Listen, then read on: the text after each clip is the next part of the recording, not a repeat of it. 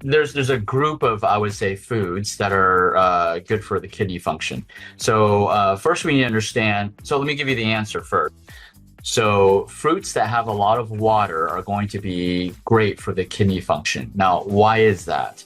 Because thousands of years ago, people observed that kidney is, they call it a water organ, right? And Yeah. obviously it makes sense now, right? So they were Yeah. super intelligent back then. So they call it a water organ. Guess what? Because it helps with your water metabolism. It's one of the organs, one of the main organs for your water metabolism.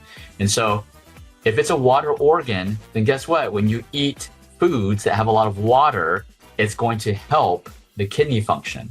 So let me give you some examples, like watermelon. Watermelon, there's tons of water in there, right? Yeah. So it comes in the summer, and so it's definitely great for the kidney function.